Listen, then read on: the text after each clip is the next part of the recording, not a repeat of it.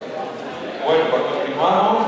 Como dije antes, ahora es de Daniel Lorenzo, director de la Cátedra de Empresa Familiar de Cádiz y es el profesor titular de Organización de Empresas allí. No voy a comentar todo el currículum, pero bueno, un montón de publicaciones, un montón de docencia, un montón de investigación, y también conoce perfectamente el mundo de la empresa familiar. Y ahora, un poco el hilo de Antonio, pues lo que va a hacer, lo vamos a hacer hoy y mañana. Cambiamos un poco la metodología y él nos hará una pequeña introducción y después os pondrá, no sé si apagaremos la luz o no, mañana apagaremos la luz. Digo, hoy no sé, ahora veremos mucho esto, mañana sí apagaremos la luz, digo para que no durmáis. No roquéis y con un compañero que después cuando se vuelva a encender la luz con la babilla caída. Y la idea es que cuando él va a presentar los dos casos, cuando termine el primero, la idea es que preguntéis, ¿vale? La idea es que preguntéis. Los casos suponen que son para que os despierten inquietud y preguntéis a la gente. Y si no, preguntéis los casos seguidos, lo cual es mucho peor, ¿vale? Ese es un poco el ¿correcto? Bueno, pues os dejo con Daniel, gracias por estar aquí. Muy bien, buenas tardes. Muchas gracias por vuestra invitación. La segunda en lo que va de curso, estuvimos aquí en noviembre y ahora por segunda vez en abril. Yo voy a continuar hablando sobre sucesión en la empresa familiar. Como ha dicho Lázaro, voy a hacer revisar algunas ideas sobre sucesión brevemente y después vamos a presentar los casos. Los casos están grabados en un DVD y son sesiones de la Cátedra de Empresa Familiar de Cádiz, en donde sucesores de empresas familiares nos cuentan su experiencia. Son dos DVDs diferentes, en donde el protagonista, en un caso es tercera generación y en otro caso es segunda generación, cuenta su experiencia. Y creo que es bastante interesante pues, ver cómo ha hecho el relevo generacional, cómo lo han planteado desde la perspectiva de los sucesores. Entonces, de lo que vamos a hablar, o lo que vamos a ver, vamos a hablar algunas ideas, como os decía, sobre la sucesión en la empresa familiar, para complementar la visión que nos ha dado Antonio. Antonio, como habéis visto, tiene formación jurídica y lo ha enfocado principalmente en lo que es su especialidad. Ya habéis visto que es un verdadero experto en la materia. Mi formación, como ha dicho Lázaro, yo soy economista y lo voy a enfocar más bien desde el punto de vista de empresa. Entonces vamos a hablar un poquito de sucesión, vamos a hablar un poquito del proceso de planificación de la sucesión, vamos a ver algunas ideas como guía para caminar, para enfocar el proceso de sucesión. Vamos a hablar de los tres papeles que pueden tener las personas de la familia empresaria, los tres roles que pueden cumplir como directivos, como gestores de la empresa, como consejeros o como accionistas responsables, y en eso procuraré no extenderme mucho para dejarle sitio a los casos, que creo que es lo realmente interesante. Y entonces proyectaremos los casos, veremos qué es lo que nos cuentan y sobre eso pues, podremos discutirlo y podremos comentarlo. Cuando empezamos con la empresa familiar solemos tender, no sé por qué, pero hay la leyenda, el lugar común de que las empresas familiares son menos longevas que las empresas no familiares. Es decir, tenemos la idea de que las empresas familiares duran poco porque se aplica esa idea de que el abuelo la el hijo la hereda y los nietos suelen terminar con la herencia, yo lo he puesto ahí de una forma un poquito gráfica, el nieto se la funde y no sobreviven, no sobrepasan la sucesión. ¿Creéis que eso es cierto? ¿Os suena esa frase de que el abuelo la monta, el hijo la hereda y el nieto termina con ella? ¿Cuánto creéis que dura una empresa familiar? Bueno, a ver, hago la pregunta mejor hecha. Las empresas se fundan sin fecha de caducidad. Tenemos la fecha de constitución, pero no tenemos fecha de caducidad. Las empresas se fundan con carácter indefinido. La pregunta es, ¿cuánto creéis que dura de media una empresa? ¿Se os ocurre un número, una aproximación, una idea?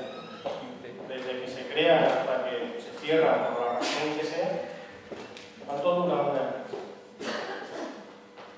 20 años, 30 años, 50 años, 15. 50.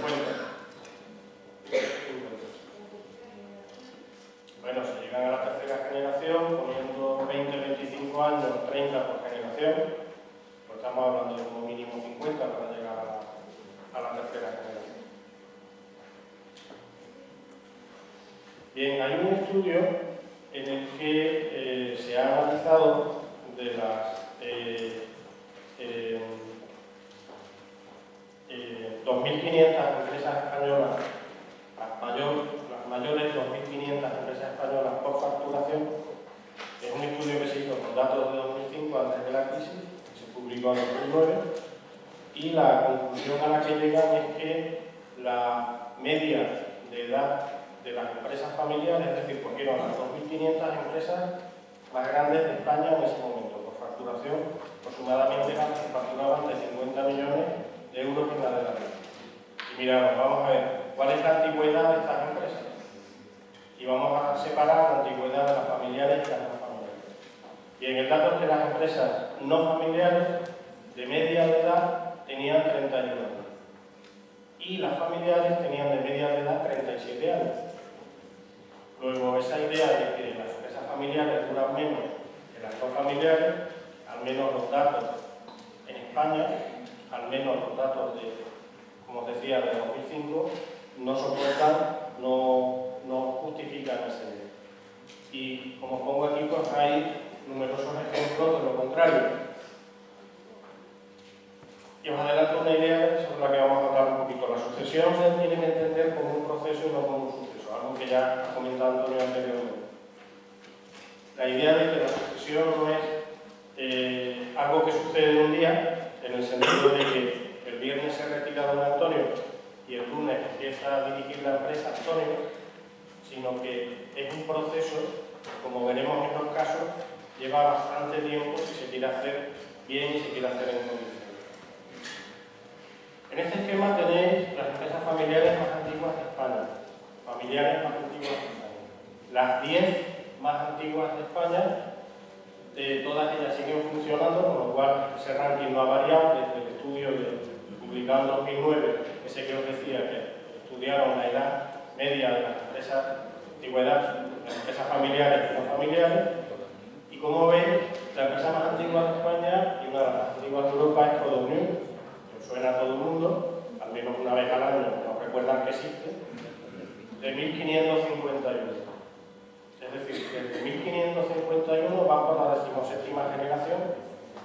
Aquello ha seguido de padres a hijos, a nietos, a bisnietos, hasta llegar a la generación número 17, que son los actuales. La segunda es, en la antigüedad, de 1725, Miquel y Costas y Miquel, que nos suena menos, pero es una empresa catalana que se dedica a la papelería, artículos de papel. La tercera es también catalana, también papelera, Gomacams, de 1758. Por poneros un poquito en contexto. La Constitución de los Estados Unidos de Norteamérica es de 1777. Es decir, tenemos empresas mucho más antiguas que algunos países conocidos, relevantes en el concierto internacional. Siguiendo la lista está el Grupo Osborne, también enormemente conocida. Como sabéis, en muchos casos se identifica el logo de Osborne, ese toro, con lo español, con la marca España. Es de 1771, dirigida por la sexta generación. Actualmente el presidente, el primos hermanos y son sexta generación de la empresa. La siguiente, Miguel Torres, que es otra bodega, catalana también, de 1800, La Farga La Cambra, que es una empresa que trabaja con derivados del cobre, de 1808. Luis Caballero, otra bodega, a lo mejor os suena por el Ponche Caballero, el Fino Pavón, no tan conocida como Torres, pero también del puerto de Santa María, de 1830. Alier, que es otra papelera, de 1833, también catalana. González Vías, otra bodega, del tío Pepe, seguro que lo conocéis y os suena, de 1835, actualmente en la quinta generación. Y la Corporación Muriel, de 1838, que a lo mejor con ese nombre no suena, pero seguro que la biolamina o el champú Filbit os suena mucho, pues son los fabricantes de esos productos, quizá los más conocidos, los más populares. Entonces, fijaros qué curiosidad, estamos hablando de que las 10 empresas más antiguas son bodegas y papeleras, algunas farmacéuticas, algunas que se dedican a otra cosa, pero bodegas y papeleras. Y son 7 catalanas y 3 de la provincia de Cádiz. Fijaros qué dato más curioso. Bien, ¿y qué hay que hacer para ser una empresa tan antigua?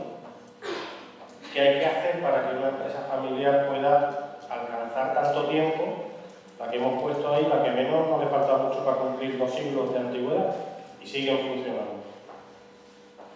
¿Qué hace falta para sobrevivir sucesivamente a los diferentes cambios generacionales a lo largo del tiempo? Pues nos dicen que las empresas que sobreviven al cambio han sabido manejar adecuadamente la conexión entre ambas generaciones. ¿Y eso qué significa? Pues significa entender que la sucesión, como ya hemos dicho antes y ha dicho Antonio, es un proceso. Es un proceso que empieza cuando la generación anterior se plantea ir cediendo poco a poco a la siguiente generación la dirección de la empresa y más adelante la propiedad. Y es un proceso que culmina cuando la siguiente generación está al frente de la empresa. Y es un proceso que lleva tiempo y que normalmente se habla de entre 3 y 7 años para que ese proceso se haga debidamente, tranquilamente y con las debidas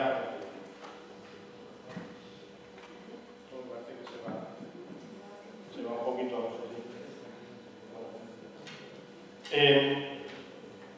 entonces, ¿qué es lo que nos dicen que son las reglas que han seguido las empresas que han sido capaces de superar ese relevo con éxito a lo largo del tiempo?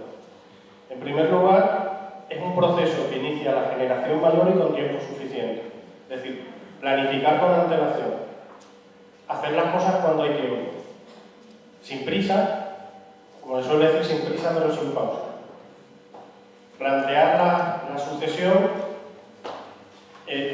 sin la urgencia de tener que cubrir una vacante, sin la necesidad de que tenemos que encontrar un presidente, consejero delegado, lo que sea, urgentemente, sino hacerlo con el debido tiempo, con tranquilidad, para hacer las cosas, dar tiempo a hacer las cosas bien. Otra regla importante es que el sucesor crece fuera de la empresa familiar. ¿Qué significa esto? Pues significa que se está buscando la persona adecuada para suceder a la generación anterior.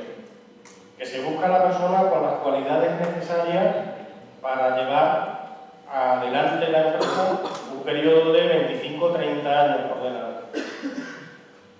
Y entonces lo que se está buscando es alguien con la capacidad, la energía, la capacidad de liderazgo suficiente para ponerse al frente de ese tiempo. Que no estamos buscando cómo clonar a la persona que estaba al frente anteriormente. Que no hace falta que sea un cargo de esa persona. Que tiempo tiempos diferentes requieren liderazgos diferentes y personas diferentes. Entonces hace falta que esa persona pueda crecer fuera de la empresa familiar. ¿Qué significa? Que se trata de elegir a esa persona en términos parecidos a lo que se haría si no hubiera nadie en la familia para hacerse cargo. Como si se planteara una selección externa. En ese sentido, cada vez más las empresas familiares ponen requisitos a los sucesores. No basta con ser de la familia, tendrás que aportar más cosas. Y eso enlaza con la tercera idea, el sucesor aporta valor añadido. Que menos que tengas una formación adecuada. Que menos que tengas una experiencia laboral fuera de la empresa familiar. Un sitio donde hayas crecido y te hayas desarrollado profesionalmente. Un sitio donde hayas asumido responsabilidades. Donde te hayan seleccionado y no porque te llames de tal o cual manera, sino en un proceso externo te han elegido y te has ganado el puesto ahí. Y no porque seas de la familia. Que puedas aportar algo que te permita hacer frente a la responsabilidad que asumes. Mirad una cosa, en una empresa que no es familiar, normalmente la sucesión al frente es más sencilla que en una empresa familiar. ¿Qué sucede en una empresa no familiar? Pues básicamente se cambia a una persona cercana a la edad de jubilación, a una persona que ya está al final de su vida laboral, y cambiamos a alguien de 60 y tantos años, o de 60 y poco, por alguien que tiene un perfil parecido que tiene 10 años menos. Cambiamos uno de 60 años o una por uno o una de 50 años, más o menos. En una empresa familiar cambiamos a alguien de 60 años, o 60 y tantos, o los que sean, si es que se quiere, quizás es otro tema, por alguien que tiene 25 o 30 años menos, alguien de la generación siguiente. Y ese alguien, si hay suficiente acuerdo en la familia y se elige debidamente, es la persona que va a llevar la empresa hasta el fin de su vida laboral. Es decir, que va a empezar con 30, 35, 40 y que va a estar al frente hasta los 60, 65, los que sean. Es decir, el mandato va a ser mucho más prolongado. Y no es alguien que es tan fácil de cambiar. No es alguien que podemos sustituir fácilmente.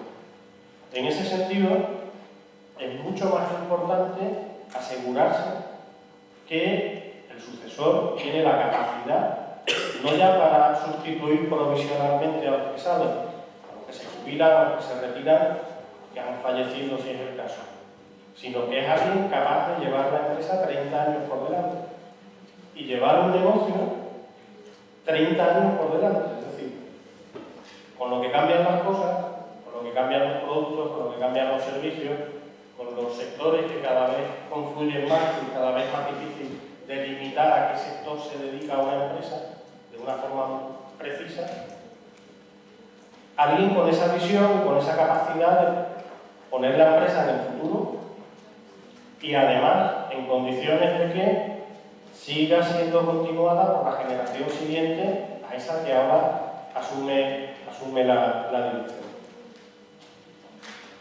Además, el sucesor tiene que ser alguien que quiera ser el sucesor.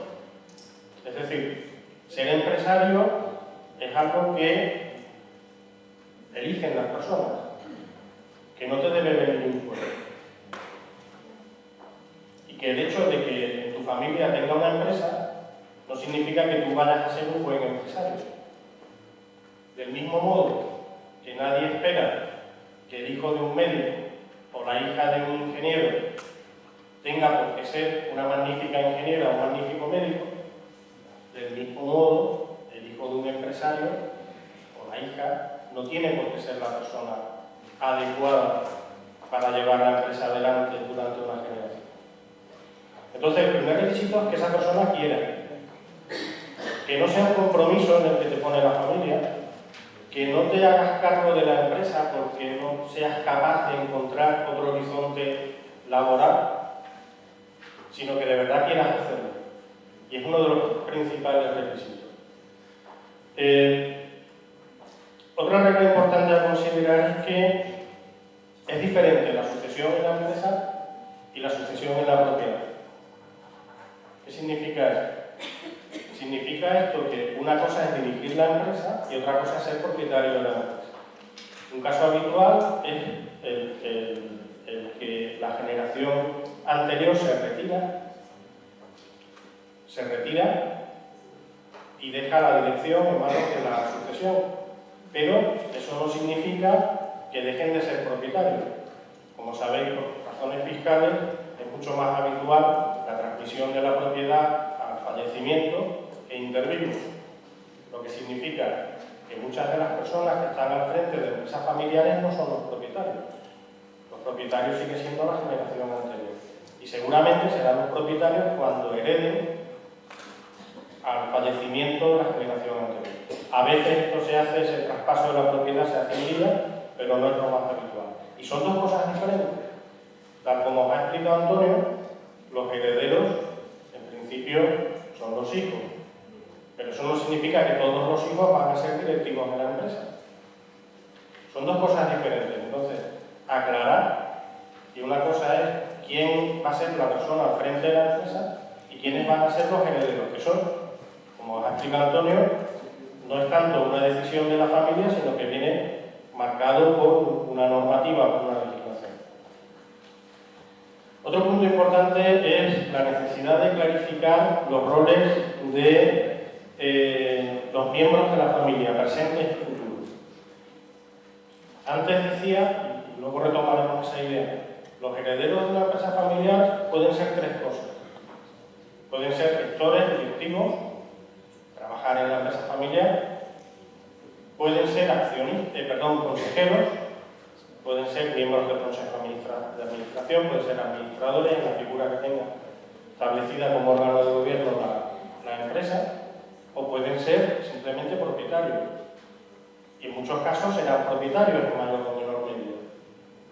Se trata de tener claro quién va a desempeñar cada función y cada una de ellas desempeñarla de una forma responsable.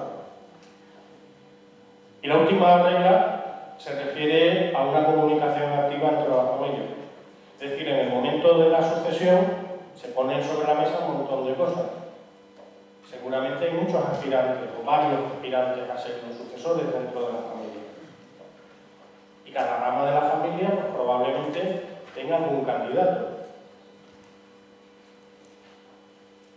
Se trata de sacar todas esas cosas encima de la mesa y hablar tranquilamente de las aspiraciones legítimas de cada uno, de cada miembro de la familia y decidir qué va a hacer cada uno y ponernos de acuerdo sobre cuáles son los papeles que va a desempeñar cada uno.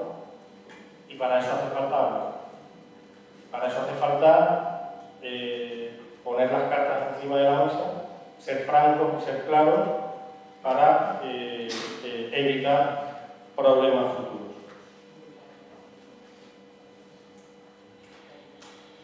Bien, el factor más crítico para asegurar la continuidad de las empresas familiares es planificar con antelación. Es decir, lo más importante es plantear la sucesión con tiempo suficiente. ¿Cuándo se tiene que hacer? Algún especialista en empresa familiar dice, hombre, cuando nace el primer hijo, puede ser muy pronto cuando nace el primer hijo, pero puede ser muy tarde cuando ya hay muchas personas de la siguiente generación. Sería idóneo que se planteara el perfil de la persona, de los sucesores, antes de que hubiera candidato. Es decir,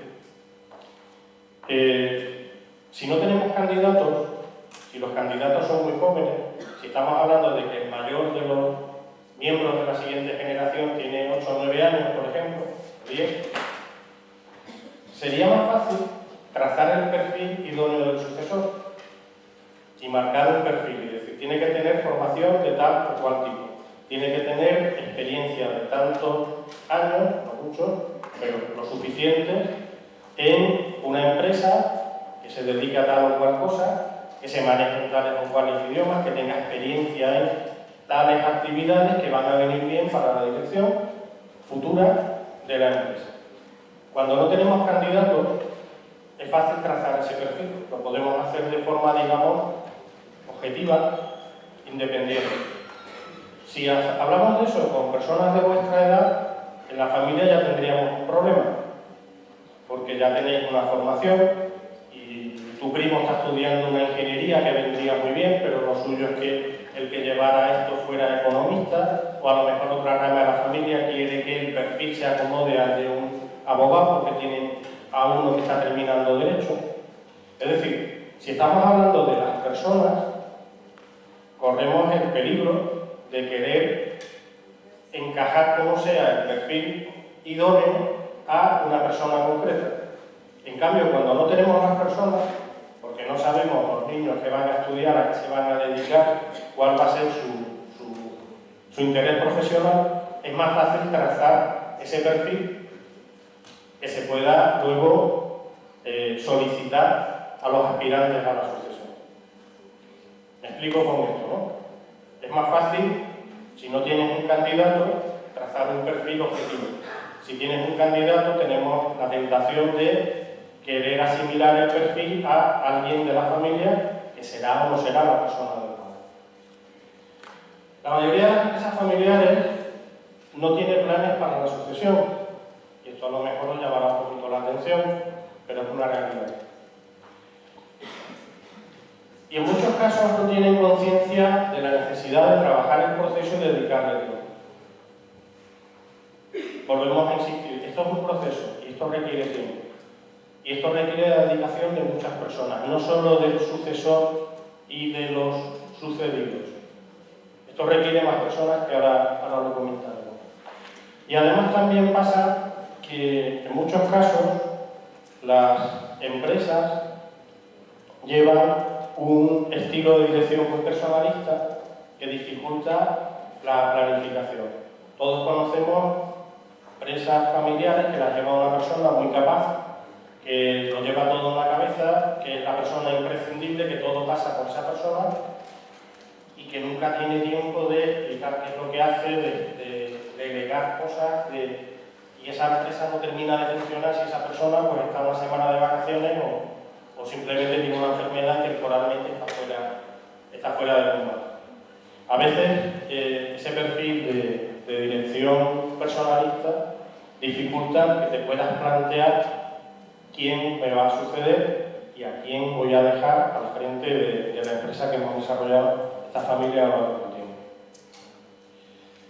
Algunos empresarios no piensan retirarse nunca y es normal. Es decir, las personas que trabajan por cuenta ajena tienen una edad de jubilación, antes o después.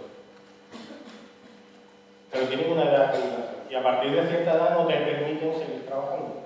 Pero un señor que tiene una empresa, que es suya, que la ha montado, que la ha desarrollado, que ha contribuido a que la empresa permanezca a lo largo del tiempo, por lo menos durante una generación, pues es más difícil que esa persona quiera retirarse. Muchas veces porque se ha pasado toda la vida dedicada a la empresa y tiene pocas actividades fuera de lo que ha sido su trabajo, porque le ha dedicado vacaciones, fines de semana y todas las fiestas posibles. A veces falta confianza en los sucesores. A veces el problema es que los padres no terminamos de ver maduros a los hijos. ¿Cómo le voy a dejar esto a mi hijo que todavía está muy verde, que todavía le falta, que sí que ha terminado 2 grados y un máster y tiene 3 años de experiencia en otra empresa, pero todavía le falta? Y a veces no terminamos de ver que las personas maduran y a los padres nos cuesta mucho trabajo. Los padres tendemos a ver a los hijos como cuando eran pequeños y nos cuesta mucho trabajo el verlos más mayores. También a veces el problema es perder influencia sobre la familia. Un empresario de este tipo es el que parte el bacalao, desde el punto de vista que es el cabeza de familia, es el propietario y además es el que está al frente de la empresa y es el que reparte entre la familia. Y el que da concede y el que tiene pues una capacidad de influencia importante.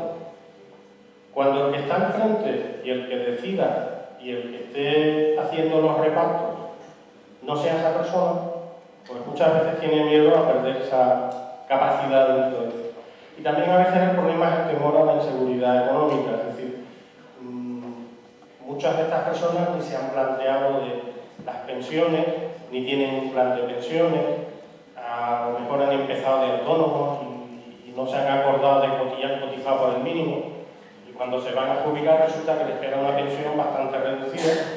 Bueno, y yo con esto puedo vivir, si yo ya no voy a tener un sueldo de la empresa, ¿cómo hago yo para arreglar mi vejez? Y a veces eso también son cosas que humanamente pues condicionan la capacidad de ver la necesidad de sucesión. Se dice que hay 4 tipos, 4 prototipos, 4 perfiles de predecesores ante la sucesión. El primero es el general. El general es el que no se piensa retirar, el que va a morir con las botas puestas, el que saldrá de la empresa con los pies por delante, el que no se va a jubilar de ninguna manera. Y a veces es un perfil relativamente frecuente, no es tan raro de ver. El segundo perfil es el monarca, que es otro que tampoco piensa retirarse. Pero a diferencia del general, sí se plantea formar un sucesor, pero eso sí, mientras él esté. Es decir, el sucesor ejercerá a partir de que fallezca.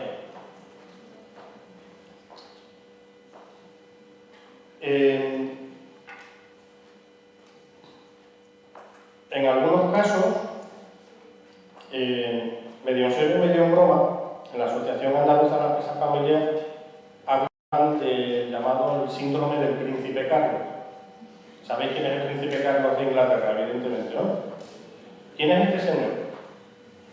Alguien que iba a ser rey, que probablemente no lo vaya a ser nunca, que debe tener edad de jubilación, 60 y tanto, que ya tiene un hijo en edad de reina y que probablemente se lo vayan a saltar. Por lo menos eso es lo que no se sabe muy bien, que la madre no se va a retirar nunca. Si vive como la madre de la reina actual, pues creo que se murió a los 102 años, con lo cual las perspectivas de que algún día coticen la seguridad social el príncipe Carlos como rey son francamente difíciles, y lo más probable es que se le pase la edad, si no se la ha pasado ya. Pues eso en la Asociación Andaluza de la Empresa Familiar le llaman, medio en serio medio en broma, el síndrome del príncipe Carlos. ¿Sería lógico que en una empresa familiar estuviéramos permanentemente formando y formando a alguien para ser el sucesor, pero que no lo va a ser porque la actual persona que está al frente no piensa retirarse, pase lo que pase? El tercer perfil es el gobernador. ¿Quién es el gobernador? El gobernador sería el perfil de la persona que, llegado un momento, decide retirarse. Pero se retira y se va. Se desvincula, sale de la empresa familiar. Es posible que hasta monte otro negocio, porque son personas inquietas que no saben estar sin estar ocupadas en algo, pero se va y se olvida, se quita de medio. Y el último perfil es el embajador. El embajador es alguien que se retira, pero mantiene un vínculo, sabe dejar espacio al sucesor y, digamos, está disponible para aconsejar, asesorar al sucesor, siempre y cuando el sucesor se lo pida. Es decir, no piensa intervenir, pero está en segunda fila por si hiciera falta. Pues estos son los perfiles de predecesores ante la sucesión. Como veis, de los 4 perfiles no hay muchos que sean muy favorables para la sucesión.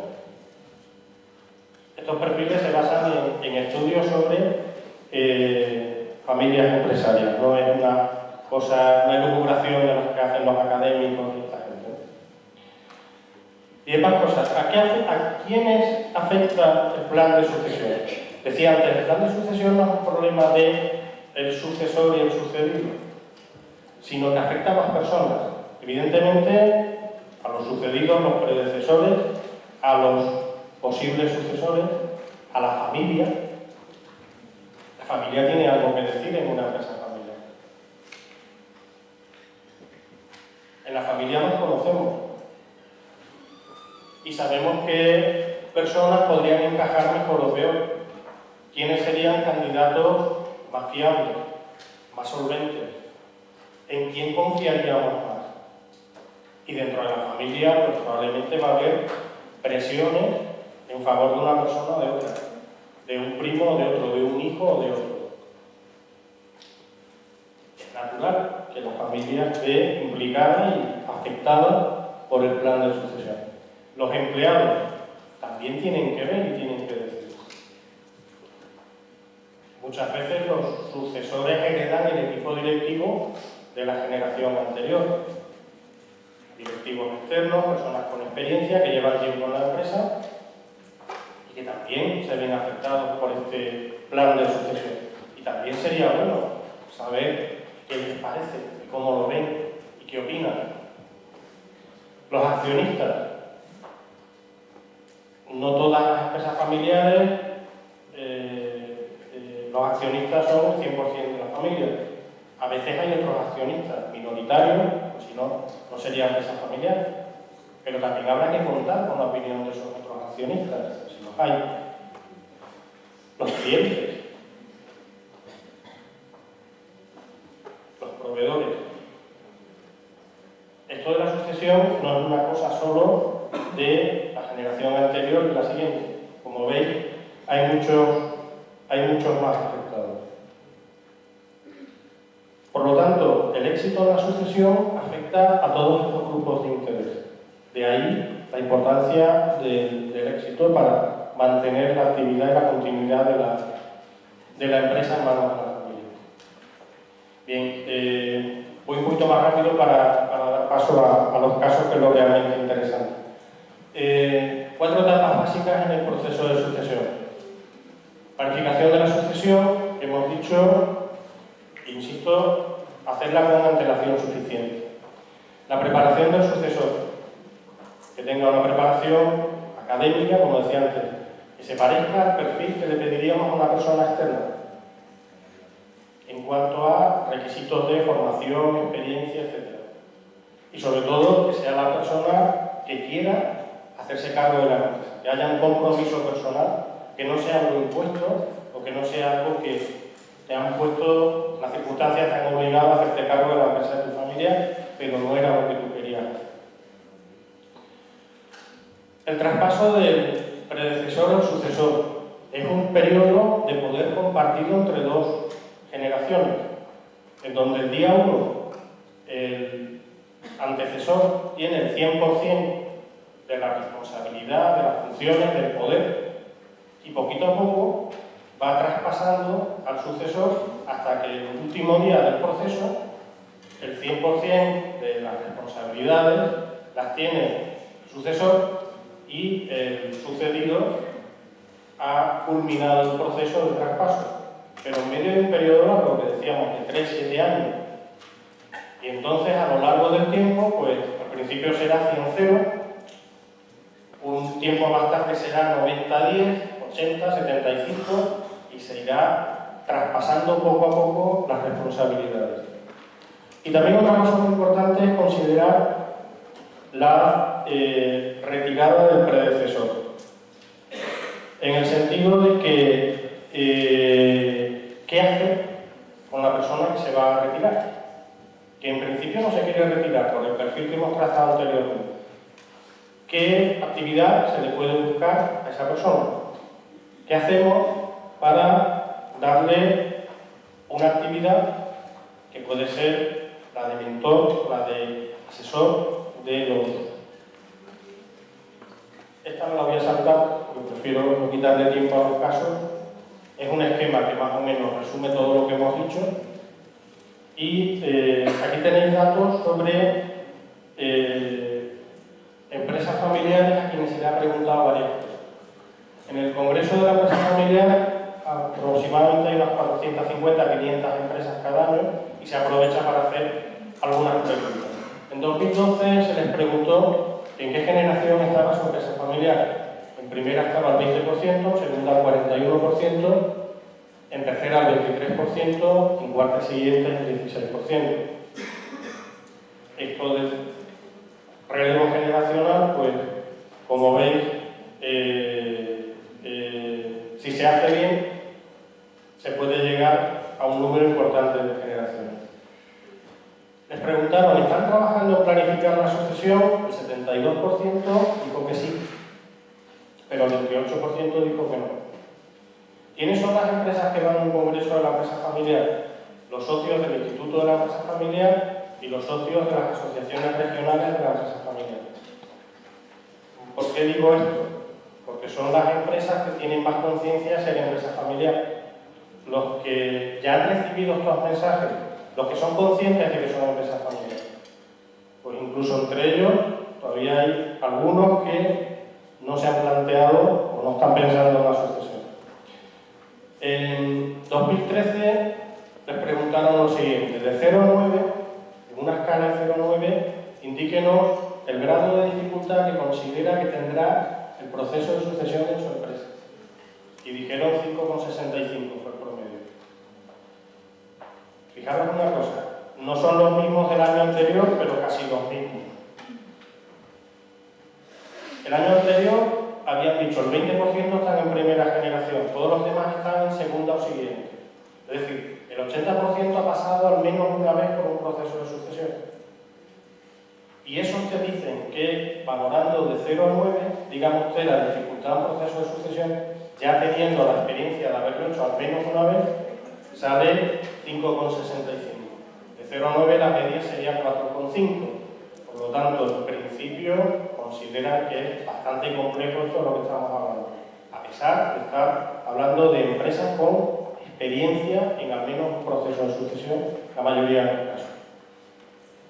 Y le preguntaron también, pónganos por orden de importancia los siguientes factores en el éxito del proceso de sucesión. 67% planificar con la mayor antelación, es decir, 2 de cada 3. 60% la preparación de las siguientes generaciones. 58% el liderazgo por parte del primer ejecutivo. El antecesor, que es el que arranca el proceso de sucesión, el que dice, vamos a pensar en qué va a pasar cuando yo no esté. Y la gestión del proceso con un protocolo y consejo de familia, el 51%. Bien, ¿quién debe ser el sucesor? He dicho que hay 3 papeles a cumplir por parte de las siguientes generaciones: gestor, como directivo, consejero y accionista responsable. Son 3 roles diferentes y para eso lo que hace falta es que seas lo que vayas a ser, que tengas un compromiso para hacerlo de forma responsable. Ser accionista no es ser propietario de algo que te da los dividendos y donde votamos lo que sea o votamos lo que diga el tío Paco, que es el que sabe. Es aportar y es saber y es pedir cuentas y es ser consciente de la responsabilidad que asume como propietario. No se trata de decir que sí a todo, sino que te convenza lo que te están proponiendo los gestores de la empresa. Hay una idea que me gusta para terminar esta parte, que se refiere a... es una frase de Mark Puig, ¿os suena la empresa Puig? Ellos dicen Puig, solemos decir Puig, sobre todo por aquí por el sur. Mark Puig es miembro de la tercera generación de la empresa Puig, que por cierto el año pasado, 2014, cumplió 100 años. Y este señor dice que nosotros estamos de paso como administradores de la empresa hasta que esté preparada la siguiente generación.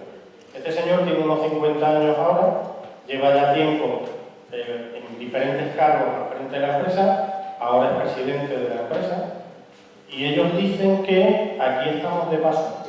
Lo que tenemos que hacer es pasar el testigo a la siguiente generación. Creo que es una idea muy interesante para resumir un poco toda esta idea de en qué consiste esto del relevo generacional. Bien, y no sé si hay alguna pregunta, algún comentario.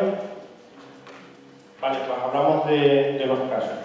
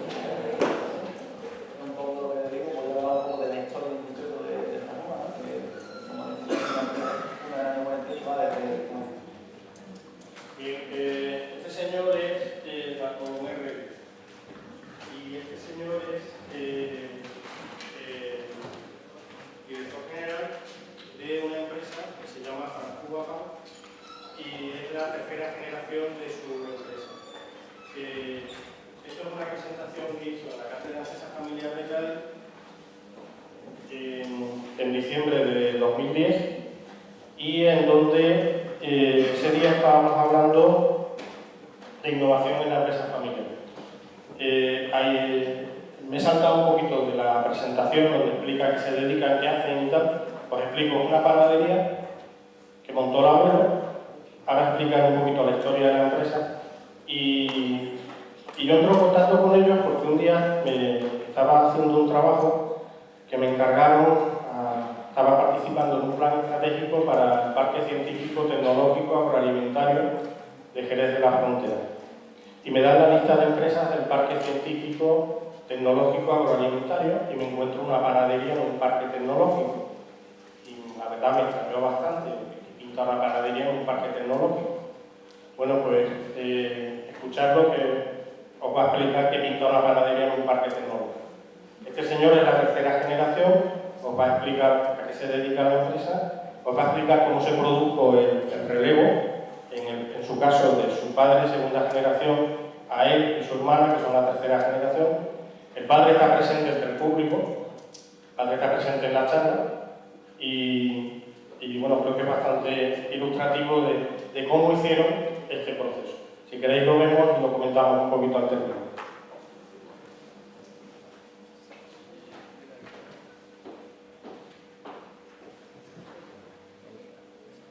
La calle Nueva, que es una calle señera en Jerez, hasta Australia y Japón, que son los mercados mareanos que hemos llegado a nuestros productos, ¿vale? Como desde una calle del centro de Jerez con una pequeña panadería que atendía el barrio de la posguerra, que ahí veían el que está en casa, mi abuelo soy yo, y mi abuelo en el pequeño despacho de pan que tenía en el barrio de Santiago de Jerez, hasta les digo, hasta lo que hoy día es Francuba, ¿vale? Pues ha sido un camino largo y una evolución con sus dificultades, pero la verdad es que hemos logrado darle un cambio a hacer un negocio pequeño y tradicional. Ya digo, lo funda en el año 48, en Javier, en el Recovedo, y en el año 48 tiene la oportunidad de hacer una pequeña panadería, en plena posguerra, sobrevive porque en aquellos años no había mucho más.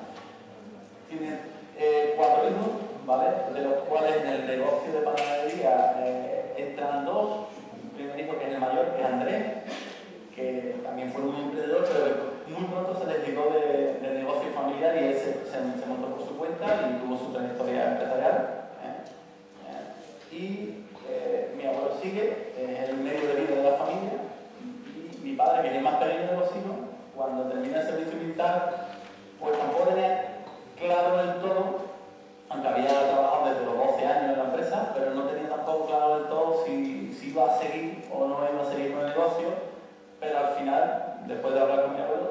que seguir con el negocio y, bueno, pues, quizás, ya te digo, es mi padre el que inicia una segunda etapa, que es una etapa importante, porque mi padre es una persona muy innovadora, ¿vale? ¿De acuerdo?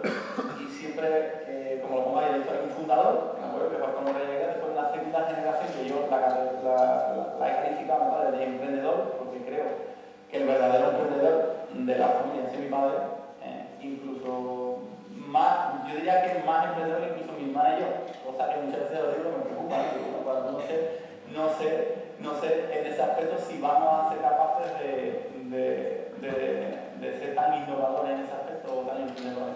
Mi padre es una persona muy emprendedora, coge un negocio en el centro de Jerez, una pequeña panadería de barrio, que estaba en condiciones precarias incluso, con casi sin maquinaria, con su mercado de la calle, es decir, el barrio, no ni siquiera local, porque afuera había un par de clientes fuera de la calle, ¿no? Es decir, y es una persona que se ha movido mucho, fue la primera boutique del pan de la provincia como concepto de negocio, la montó en Chipiona. Los primeros puntos calientes, un punto caliente, para que no sepáis, es la incorporación de técnicas de frío a la panadería, lo que hoy en día se ha impuesto. Es decir, hoy en día el 60% del pan que consumimos es precocido congelado, ¿vale? Y mi padre fue de los pioneros en aplicar técnicas de frío, no congeladas, pero técnicas de frío al producto, ¿vale? Y bueno, la tercera generación, como yo, tercera generación y expansión. La tercera generación, pues yo en el año 93 me incorporo a la empresa, a vivir, mi hermana se incorporó en el 2006-2007, ¿vale? ¿Y por qué expansión? Porque yo creo que ahí había una cosa muy importante, que es que hemos hecho un equipo importante. Es decir, mi padre ha sido una persona, como hemos dicho, muy innovadora, muy emprendedora, ¿vale? Y que cuando yo me incorporo a la empresa, digamos que rejuvenece en el sentido de la ilusión de que va a haber una continuidad. Entonces, y a eso se le une, ¿qué es lo que aporto yo? O lo que aporta mi hermana. Dos cosas: formación, ¿de acuerdo? Formación académica, que es importante para darle seguridad en los pasos que he dado mejor. Bueno, me podía no titular como emprendedora, pero quizás le ha dado seguridad para decir, ahí vamos, ¿no? Es decir, con todas las consecuencias, y muchas ganas de trabajar, porque otra cosa no me aporta menos a ellos, pero ganas de trabajar y trabajo no me ha aportado un plus. Y la verdad es que las cifras, después lo vais a ver, pero son llamativas en cuanto al crecimiento, ¿no? Es decir, como veis, los familiares que han trabajado a lo largo del tiempo en la empresa, pues son en la dirección, la primera etapa va con el regular, el fundador, la segunda etapa de mi padre, la tercera etapa mi mayor. Es decir, desde este punto de vista es una empresa familiar sencilla. Otros familiares políticos trabajan en la empresa y han trabajado, pero en puestos de operario, nunca en dirección. Aunque no tenemos un protocolo familiar escrito, pero sí que hay ciertas reglas orales que han estado muy claras en la empresa, como es esa, es decir, familiares pueden trabajar en la empresa, pero nunca en puestos de dirección. Nunca en puestos de dirección, simplemente como operar en puestos de dirección o trabajaremos los que somos socios, mi hermana, mi padre y yo, o personal externo de la familia, nunca, ni familia política. Eso es una norma que no está escrita, pero que se lleva a cabo, ¿vale?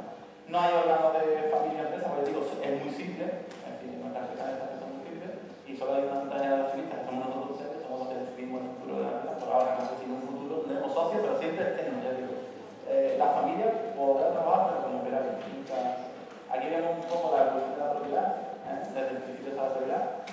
Veis como hemos dicho que era primero una persona física, el fundador, después mi padre fue muchos años una persona física, desde el 73 hasta el 95. Y en el 95 pues decidimos formar una sociedad limitada en la que al principio solo estoy yo y mi padre. Y cuando mi hermana decide, después de terminar su estudio, decide incorporarse, pues tenemos miembros una parte en el accionariado.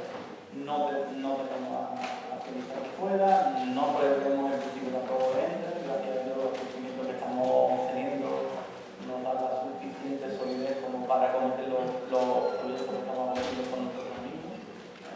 Y por ahora no prevemos. Además, como filosofía es complicado, muy complicado que cambie. Eso por lo menos por ahora. Es decir, incluso renunciaríamos a crecimiento exponencial o crecimiento más grande, aunque podemos tener exponencial humano, pero nuestra filosofía no es crear un gran grupo de alimentación internacional a costa de que entren socios capitalistas. Pues, una empresa mediana pequeña, con los pies los más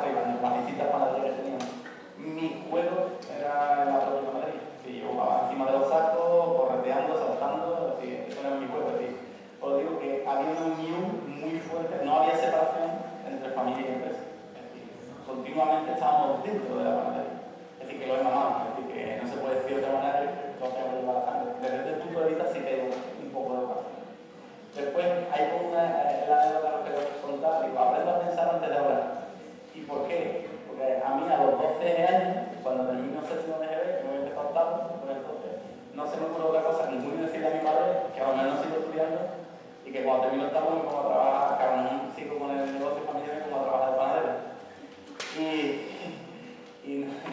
Y entonces eso fue un 22 de junio, el 23, a las 6 de la mañana me estaba despertando para empezar a trabajar.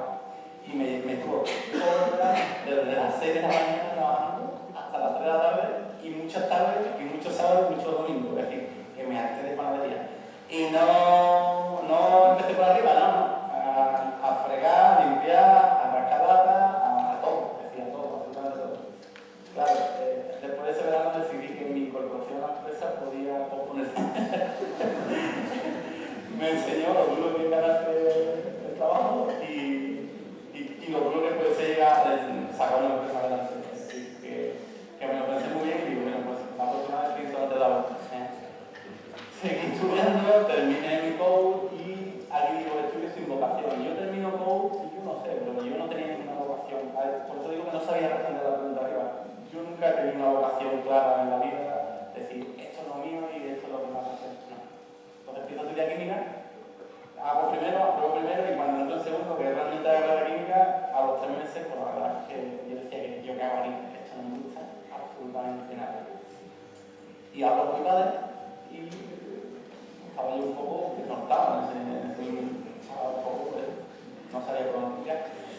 Y bueno, yo sí tenía claro que quería tener una formación académica, aquel verano me sirvió para decir que yo quería tener una carrera, una formación académica, pero no tenía claro, entonces bueno, él me abre, más que una llamada de la familia, porque tampoco me dijo 20 que me hace falta o 20 incorporate que quiero tener un micro, él me abre las puertas de la empresa, me dice que bueno, que es una opción que tengo ahí, que me lo piense bien, que, bueno, que es duro, pero que también tiene sus grandes satisfacciones, que no tiene límite en el aspecto de que no estás atado a un sueldo de por vida. Justo, yo creo que mi padre me dio un gusanillo de todo lo contrario que había un poco en los últimos años en nuestra Andalucía o en nuestra España, que aquí todo el mundo lo cree, o mucha gente, no voy a decir todo el mundo, porque se está cambiando también, pero mucha gente quería tener una carrera y después ser funcionario. Y él me dijo que bueno, ser funcionario tenía su ventaja, que era la seguridad, pero tenía su inconveniente, que también una estabilidad durante 40 años puede ser aburrida en un momento dado. Y bueno, él me plantea eso y yo digo, bueno, mira, vamos a compaginar estudio y empresa. Yo hago empresarial nocturno y por la mañana te echo una mano a la empresa si tú me das facilidades para estudiar. Y efectivamente fue una cosa que recuerdo como muy dura, porque me levantaba a las 6:30 o 7 unos cuartos. Cuando él se levantaba para irse a la panadería, me levantaba, yo me ponía a estudiar hasta las 10 de la mañana, a las 10 de la mañana me iba a la empresa, estaba hasta las 3 de la tarde, comía y a las 4 de la tarde empezaba las clases hasta las 10 de la noche. Y así de lunes a domingo, en nuestra empresa, afortunado, desgraciadamente, se trabajaba los sábados y domingos. Antes, ahora ya, pero antes los sábados y domingos. Y que recuerdo una época muy dura, pero bueno, que la verdad es que empecé a encontrarme gusto, porque empresarial es una cosa que me gustó, que yo no esperaba que me gustó, me gustó bastante. Saqué mi carrera. Y terminé mi carrera y ya me incorporé, bueno, fue el posgrado que hemos hablado, y me incorporé definitivamente a la empresa de forma a tiempo completo a partir del año 90 no recuerdo si era 94 no tengo experiencia externa y hay como en pequeñito que no descartan imponer a las siguientes generaciones. Es decir, si esto empieza a complicarse y yo tengo hijos, mi hermana tiene hijos, empiezan a querer incorporarse en la empresa y ya la ramificación se va haciendo cada vez más grande, posiblemente, aparte de exigirles que tengan una formación sólida, exigamos a lo mejor, si podemos, una experiencia externa antes de incorporarse a nosotros. Claro, eso es una idea, no está ni siquiera dada, una idea mía personal y que tendríamos que consensuar. Esa, ya os resumir un poco cómo ha sido mi periplo, ¿no? Y digamos, vamos a centrar en el tema del cambio e innovación, ¿no? Lo que quería un poco en cifras, que vive ahí un poco lo que ya comentaba antes, que lo vive en información. Hasta 1995, tenemos un negocio local artesanal, pero ojo, innovador, como he dicho antes. Y para los hagáis de idea, el volumen de negocio entonces eran 75 millones de pesetas, ¿vale? Con varias pequeñas panaderías en Jerez y eso sí, como he dicho, siempre ha sido muy claro, muy realista en su visión de negocio y siempre se ha movido en la vanguardia dentro de eso, ¿vale? Pero eso sí, en un negocio local y artesanal. Desde la incorporación de la empresa y de mi hermana, es lo que he dicho, hay una unión de una experiencia y un espíritu emprendedor que es mi padre, Francisco Reyes Zambrano, y lo que he dicho, que aportamos nosotros, formación y ganas de trabajo, ¿vale? Y esto a que es igual, a que se crea la semilla de la ingredientes hacen que pensemos siempre no en conservar el negocio que tenemos, sino en cómo darle la vuelta para creer que podemos innovar y ofrecer. O innovar no es inventar, como he dicho, la pólvora, es decir, simplemente lo que ya hacemos, conservar lo bueno que tiene y añadirle cosas nuevas, ¿vale? Que es lo que antes van haciendo IVA con los productos, ¿no? Vamos a nuevos mercados y conseguimos tener años después, estamos en el 95, pues en el año 2002, 2003, varios años después, conseguimos tener un negocio que llega a distintos sitios del mundo. Nosotros vendemos picos en Estados Unidos, vendemos picos en varios países de Europa, hemos vendido, ahora vendemos picos en Japón y en Australia, ¿vale? Y pasamos de un negocio de 75 millones de pesetas al año a un negocio de volumen anual actualmente está en más de 4 millones de euros y 35 empleados. Así que el crecimiento hemos visto exponencial se multiplica por 10. Y como habéis visto, con productos realmente innovadores. En España hemos controlado, pues la verdad es que en España somos 3 fabricantes solamente, ¿de acuerdo? Y en Europa no estamos mucho y creando cosas nuevas, ¿de acuerdo? ¿Y qué es lo que yo veo? ¿Por qué es importante innovar? Pues yo creo que lo que está bien grande es innovar hoy en día es igual a sobrevivir. Es decir, lo que te garantiza es innovar, por lo menos eso te lo garantiza. Si innovas, sobrevives seguro. Si no innovas, estás condenado a morir más rápido o más lento. Pero la muerte es seguro. ¿De acuerdo? Y yo diría que cada vez más rápido. Y después, como hay el perfil móvil, quizás crecer. En nuestro caso ha sido crecer. Nosotros no hemos parado de crecer, gracias a Dios, y pues decimos, un poco como está la crisis, pues llevamos un año que realmente vamos a cerrar muy bien. ¿De acuerdo? Innovando y trabajando mucho y con un poco de suerte conseguimos. ¿Por qué? Porque lo digo, hoy los mercados vienen con una pregunta muy cambiante. Para más cambiantes, pero no es que a velocidades exponenciales. Lo que antes tardaba 5 años en cambiar, cambia en un año. Y los ciclos de los pilotados son más cortos. Incluso en productos tan tradicionales como el nuestro, porque, yo qué sé, hace 15 años decía, la gente no va a comer pan. Pues sí, no deja de comer pan en general, pero sí deja de comer tu pan, sino no. Te vas a empezar a repetir y comes otro tipo de pan. ¿Qué le iba a decir a un panadero tradicional que el pan congelado le iba a quitar el 70% de su mercado? Yo no me tengo la estadística, pero estoy hablando con un compañero en Jerez hace 20 años, solo en Jerez había más de 130 panaderías. Hoy no quedan más de 50. Y creo que no van a quedar más de 125 de aquí a pues por eso hay que innovar. Porque si no te pones, es que así de claro. No hay otro. Y bueno, creo lo que os decía, ¿cómo decidir entre las distintas alternativas de innovación? Pues creo que pasa en una única respuesta y cada empresa debe encontrar su camino hacia una vez. De hecho, muchas veces no es ni tan académico ni tan sesudo como decía esta última innovación, que ha sido fundamental para nosotros y para consolidarnos como empresa y para poder sacar, porque nosotros nos encontramos una coyuntura, no vamos a decir que muy complicada, pero un poco complicado o preocupante sí lo es.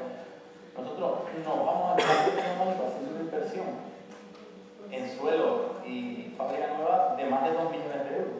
Sí, una auténtica pasada para una empresa como la nuestra y una familia como la nuestra. Es decir, hemos emprendido, como dice Juan, también casi el patrimonio familiar en ese proyecto. Y resulta que coincide con la crisis. Y todo lo que era en crecimiento año a año en el tema de pico y más seco, vemos que hay un primer estancamiento y una bajada hasta preocupante en algunos de nuestros clientes. Y la verdad es que empezamos a preocuparnos mucho, no por nada, sino porque además no nos podríamos, para nosotros ahora necesitamos un nivel de venta de beneficio lo suficientemente importante como para volver el marco la cantidad que he dicho antes. Y que tenemos una espada de Damocles encima nuestra, es decir, no nos podemos ganar. Estamos precisamente en una coyuntura complicada y por la crisis que se nos venía, pues empezamos a preocuparnos. Y bueno, pues el proceso no fue ni tan sesudo, ni tan académico, ni tan reflexivo como dice alguien. Es verdad que nosotros siempre estamos, como hemos dicho, a la vanguardia, intentando estar a la vanguardia o por lo menos informándonos de dónde puede evolucionar el mercado.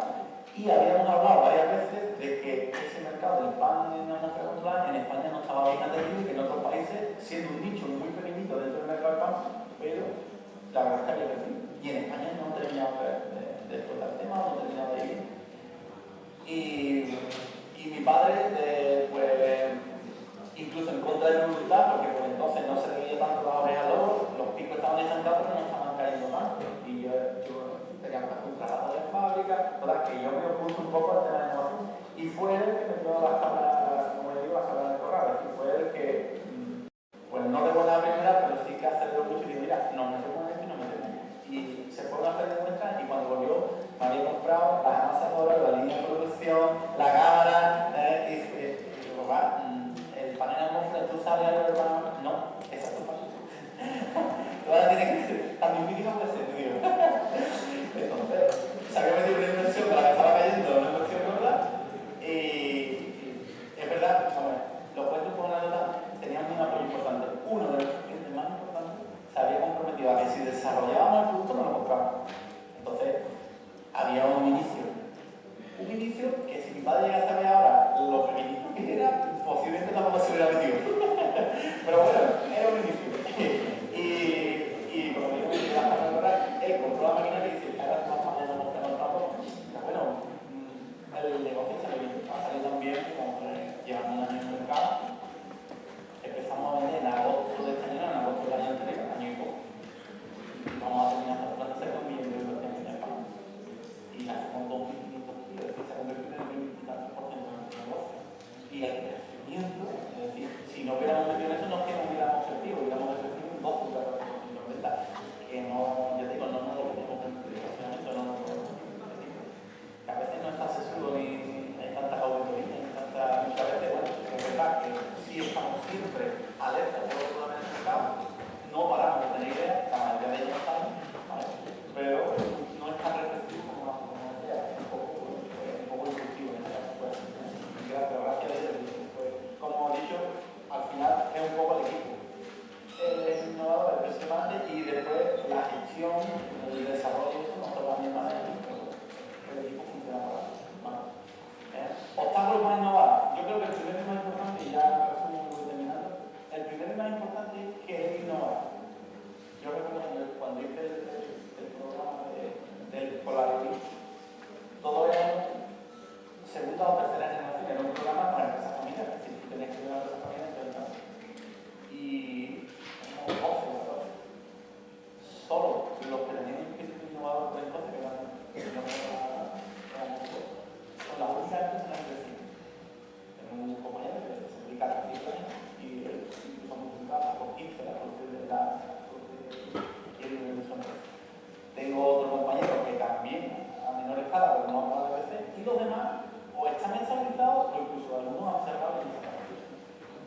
Por eso digo que el primer obstáculo es querer innovar y que la empresa tenga eso claro, ¿vale?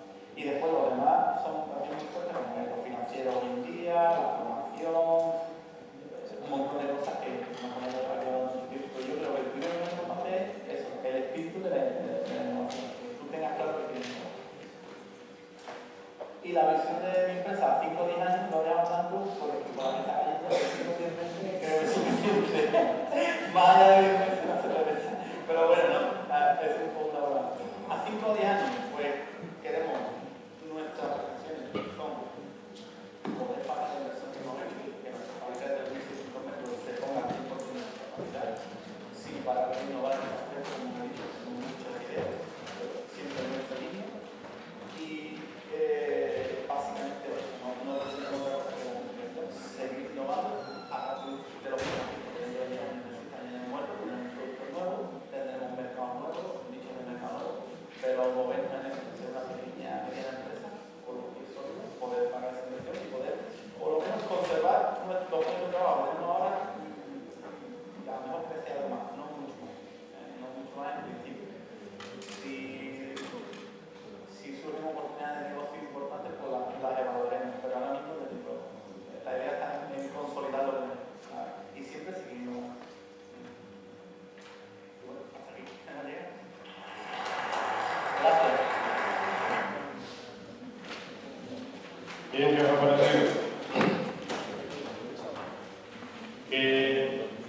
Os propone este caso, qué ideas con qué os quedáis de lo que ha explicado Bartolomé Reyes sobre cómo hicieron el relevo generacional y cómo han planteado el futuro de la empresa.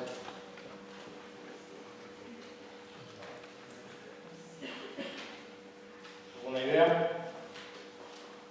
Cosas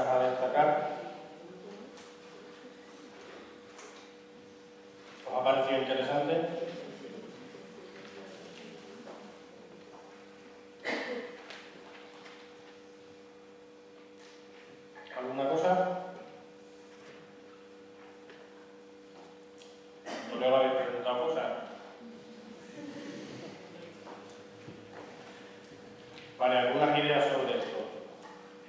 Varias cosas interesantes a mi modo de ver que ha dicho. Bueno, podríamos hablar de muchas, pero bueno. Por ejemplo, sobre vamos a mantener el control de la empresa dentro de la familia. Seguiremos siendo los propietarios. Renunciaremos a oportunidades de crecer si eso supone tener un socio que me vaya a condicionar el desarrollo de la empresa. Más o menos ha dicho algo así. Han apostado, ha dicho, hemos comprometido nuestro patrimonio familiar en esta inversión. 4 millones de euros para tener unas instalaciones de primera fila para hacer esto del pan en atmósfera controlada. ¿Algunos sabéis lo que es eso del pan en atmósfera controlada? Bien, es una forma de hacer pan que tiene una duración de 60 días sin conservación en frío, sin congelación ni nada. Es una cosa que la compras y te dura 60 días en la despensa sin necesidad de conservarlo, simplemente en un sitio normal donde guardamos las cosas que compramos para comer.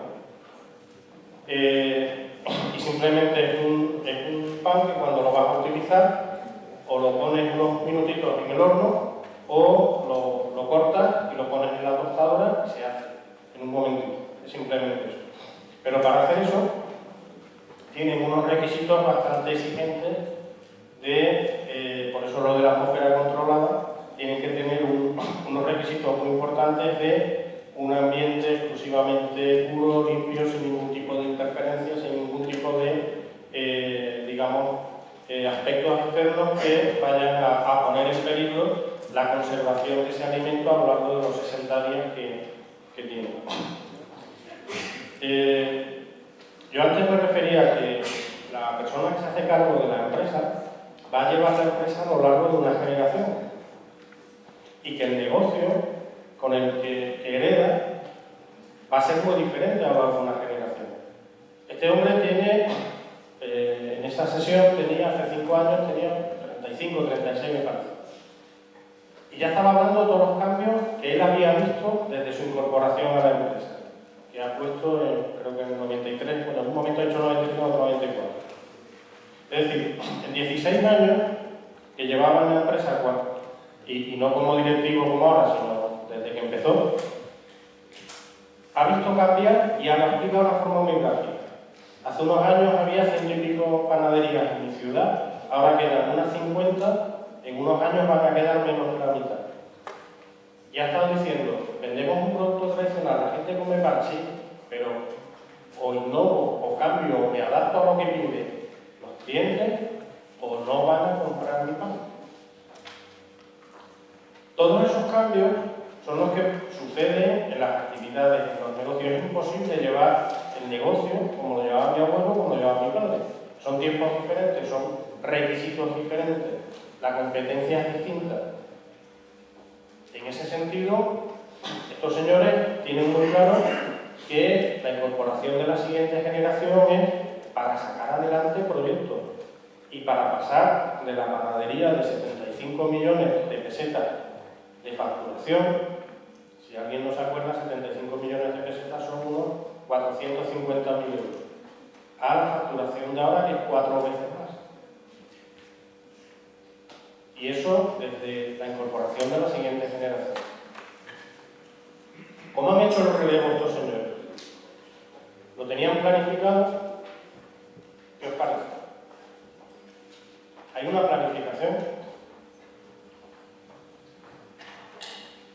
¿Se ha previsto con mucha antelación? En principio no. Y tal como él lo cuenta, parece que lo cuenta así medio serio, medio en broma.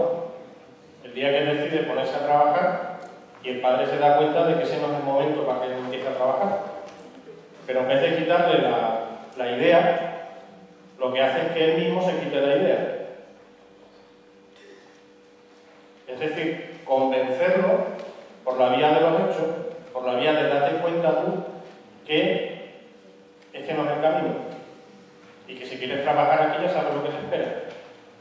Y entonces él recapacita, se da cuenta que es muy pronto para dejar de estudiar y se dedica a formarse. Y de acuerdo con su padre, planifica qué formación va a tener. Trabajar al tiempo que estudie.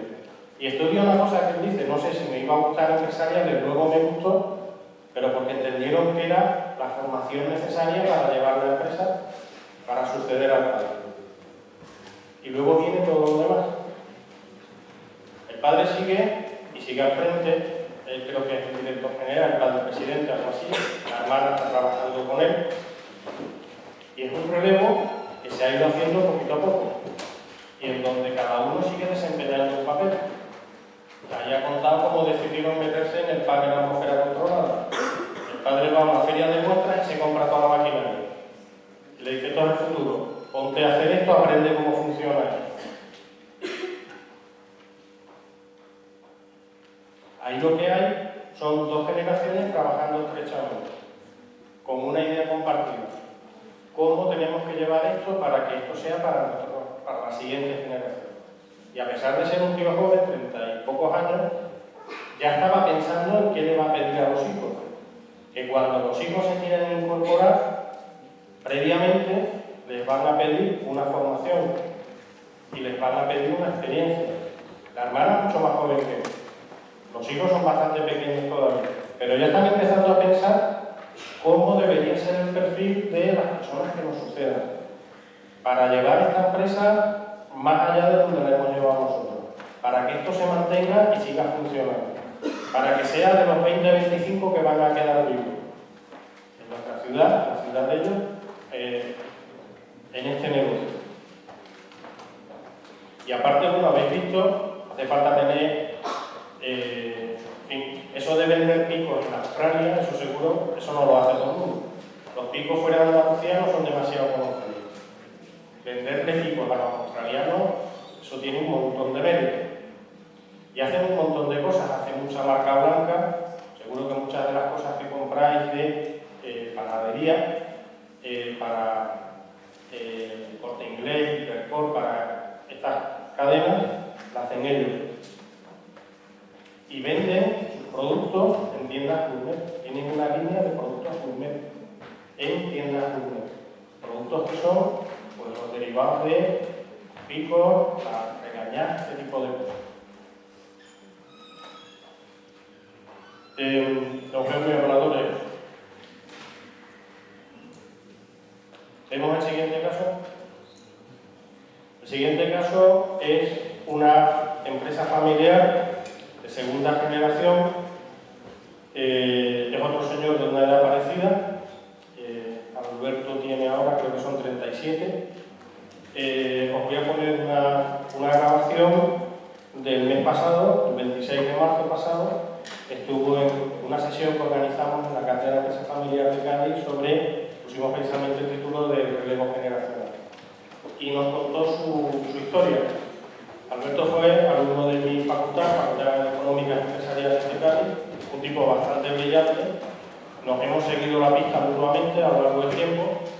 De vez en cuando me llama, oye, a ver si tienes algún alumno por ahí brillante que estoy buscando, me hace falta un tío de un perfil o una tía de un perfil de tal y tal.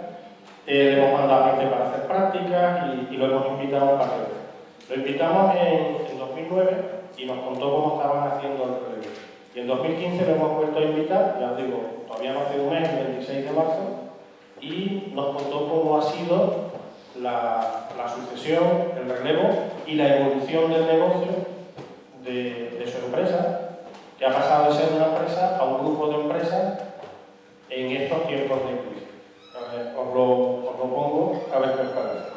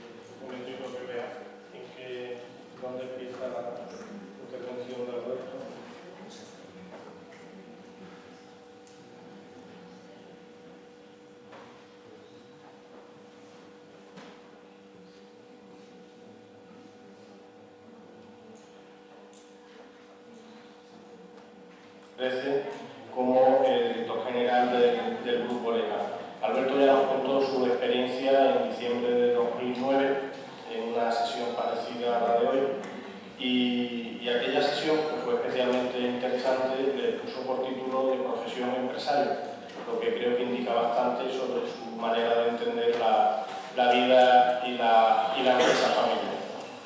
Le damos la palabra a Alberto. Bueno, muchas gracias a todos por vuestra asistencia. Casi no cabemos, lo cual siempre es un motivo de satisfacción. El otro día le hacía una presentación de nuestro grupo de empresas a un proveedor en Sevilla y me preguntaba si el logo este era un logo que habíamos hecho por carnavales. La realidad es que era una cosa que nunca había pensado, pero no sé si.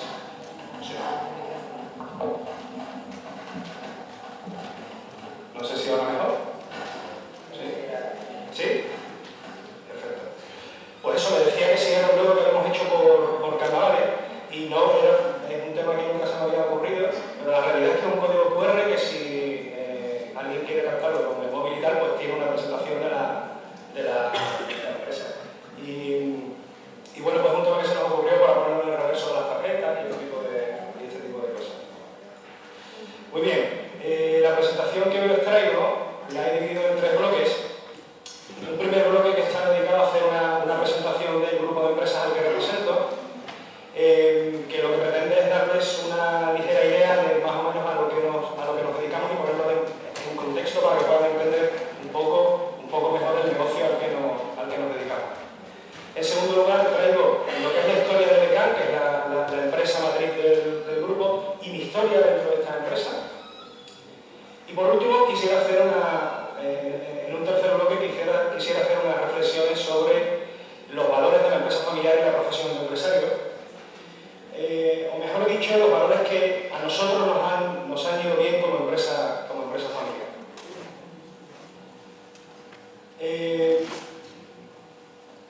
Nuestro grupo es un grupo que está dedicado a la ingeniería, a los servicios y los suministros industriales, incluyendo la venta de material eléctrico, al canal profesional, es decir, a los instaladores y a los detallistas de electricidad, a de electricidad, que es el negocio del que precisamente provenimos. En 2014 facturamos 9 millones de euros, con un crecimiento de un 40%, y un poco más del 40% de la facturación fue fuera de España. En 2015 esperamos mantener este mismo ritmo de crecimiento, y que el 60 o el 70% de nuestra facturación esté situada fuera de España.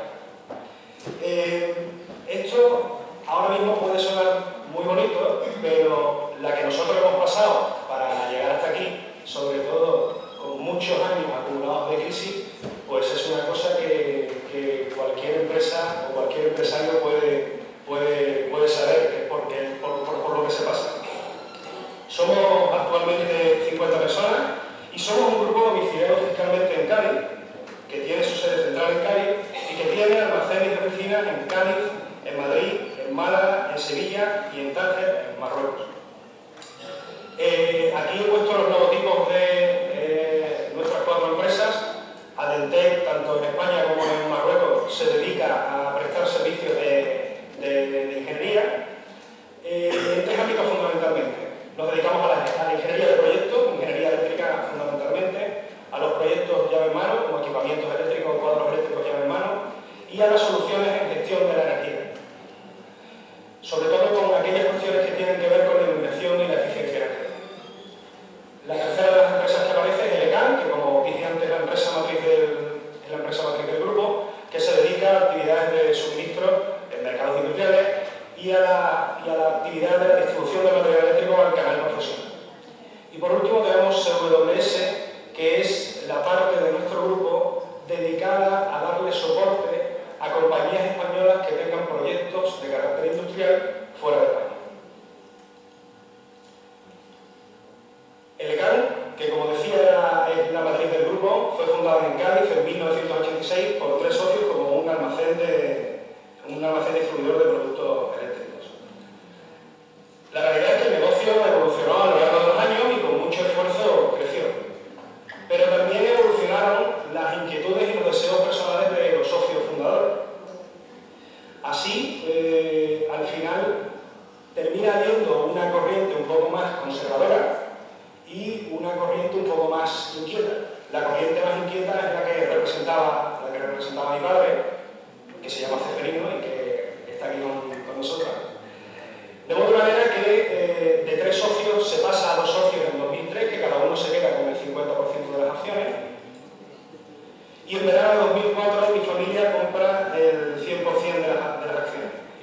Yo recuerdo que fue una tarde de verano, yo acababa de terminar la licenciatura en marketing en Sevilla, y mi padre me llamó al despacho que tenía en casa y se sentó a hablar conmigo y me dijo: mira, yo tengo la posibilidad, tengo unas conversaciones donde tengo la posibilidad de adquirir el 100% de las acciones y comprar el 50% al otro socio, pero hijo, yo me meto en este lío si tú me acompañas, ¿no? Porque yo ya a estas alturas de la película, aunque él todavía tenía poco más de 50 años, dice, ya a estas alturas de la película no me meto en un lío como este, a no ser que tú me quieras acompañar. Y es en ese momento en el que de pronto te das cuenta que es una cosa que como que siempre te había llevado, ¿no? Y entonces pues inmediatamente la realidad es que le dije que sí. De modo manera que pasé de ser un recién licenciado sin apenas experiencia profesional a ser responsable de compra. Y me hicieron responsable de compra fundamentalmente porque al socio al que le compramos el restante 50% era el delegado de la delegación de Cádiz, que era por aquel entonces la delegación que más importante, que más facturaba, y además era el responsable de comprar. Y en este reparto, pues a mi padre le tocó la delegación de Cádiz, además de la gerencia que ya llevaba, y a mí me tocó pues ser responsable de compra. Y claro, me pusieron a reponer y mantener los inventarios de una empresa que se dedicaba y se dedica a la distribución de material eléctrico. Y yo no sabía distinguir un transformador de una bombilla. O sea, la verdad es que no tenía ni idea. Pero bueno, me fui apoyando en la gente que sí sabía, en los fabricantes. Hay uno de ellos que ha tenido la habilidad de acompañarnos por aquí y sabe lo que cuento. Y también en el programa informático de gestión, que hacía unos cálculos de necesidades para el almacén estupendo. Y bueno, pues fui buscándome la vida para desarrollar esta labor pues, lo mejor que pude. Durante ese tiempo, he de decirles que me encontré con resistencias del personal, resistencias de nuestra gente. Por aquí también está nuestro actual responsable de compra y sabe que cuando un comercial no tiene algo en el almacén, y oye, es una cosa que sucede en un distribuidor de material eléctrico que maneja a lo mejor más de 20 o 30.000 referencias, es habitual que en algún momento haya una rotura de stock. Pero rápidamente el comercial dice, aquí no hay de nada. Y eso es una cosa que a uno le destruye, ¿no?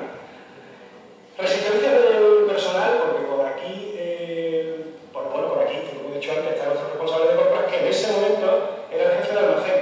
Y quizás él no se acuerda, pero yo me acuerdo perfectamente cómo tuvimos muchas discusiones acerca de dónde ubicar los cables o dónde ubicar ciertas cosas. Y bueno, al final uno aprende a ponerse en el lugar del otro, uno aprende a escuchar, uno aprende a aprender y uno aprende a consensuar. Y poco a poco va manejando las claves del puesto de trabajo y se va haciendo un poco con el control de la situación. En este sentido yo tengo que destacar la importancia de los hombres del negocio, lo que yo llamo los hombres del negocio, la gente que sabe del negocio. Y la gente que sabe del negocio son las que te puede ayudar a aprender lo que tienes que hacer en un puesto de trabajo, pero también son peligrosos porque te desafían. Después también me encontré con resistencias de proveedores, que por ejemplo decían, Ceferino, te llamo a ti porque esto es importante. La realidad es que en ese sentido, sin el apoyo decidido de mi padre, pues no hubiera podido lograrlo, ¿no? Que él siempre respondía lo mismo y decía, bueno, si tan importante es, a quien has de llamar es a él. Y así pues logré ir haciéndome con el puesto e ir aprendiendo un poco más del negocio. Y en este sentido quiero recalcarle una cosa que para mí fue muy importante, que fue la formación universitaria, porque me dio una herramienta para resolver problemas y para adaptarme al medio. Y yo en este sentido destaco que la formación y la formación continua siempre es muy importante, porque te permitirá adaptarte a todo lo que te pueda dar.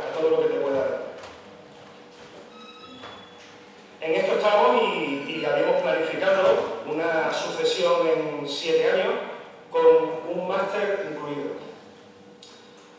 Hicimos una planificación con grandes hitos, donde iba a pasar un tiempo en compras, un tiempo en comercial y un tiempo como adjunto a la dirección. Y en ese tiempo que estuviera como adjunto a la dirección, que era básicamente llevarle el maletín al ceferino, ¿vale? E ir a todas las reuniones con él y estar con él en el despacho y ver cómo él hablaba por teléfono, cómo gestionaba los asuntos, qué información veía de la empresa, pues también tendría que cursar un máster. La realidad es que todo esto fue una evolución bastante natural, ¿no?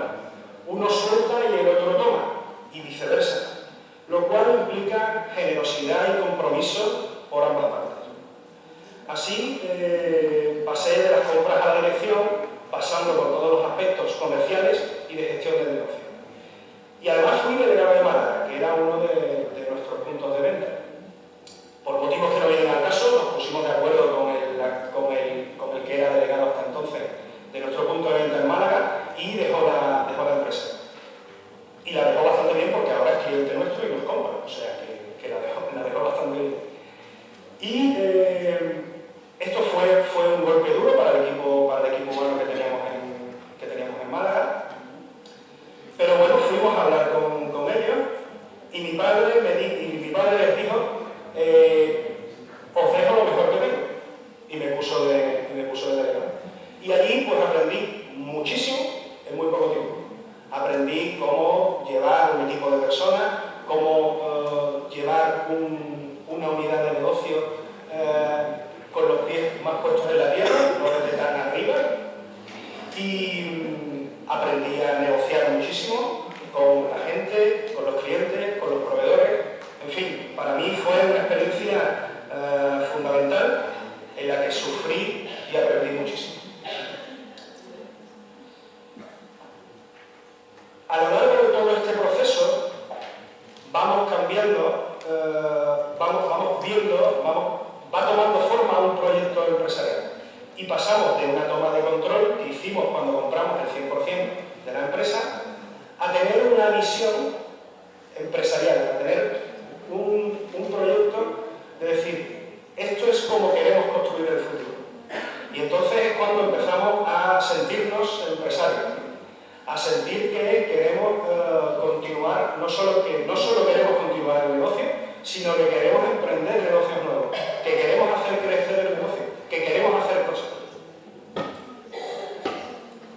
En todo este proceso también creo, en todo este proceso de sucesión, también creo que ha sido muy importante una firme determinación que hemos tenido en profesionalizar la gestión, en crear una estructura donde hemos trabajado un organigrama, hemos diseñado los puestos de trabajo y hemos asignado responsabilidades. Creo que también ha sido muy importante incorporar a gente buena. Yo me rodeo de un equipo de personas excelentes en lo personal, en lo técnico y en lo comercial. Porque el logo de nuestra empresa dice que hacemos talento y tecnología al servicio de nuestros clientes. Por lo tanto, tenemos que tener siempre a los mejores. Pusimos en marcha también un consejo de dirección que se reúne cada mes, y un consejo de dirección que tiene a un miembro no familiar. ¿De acuerdo? El consejo de dirección lo forma mi padre, lo forma Senen y lo formo yo.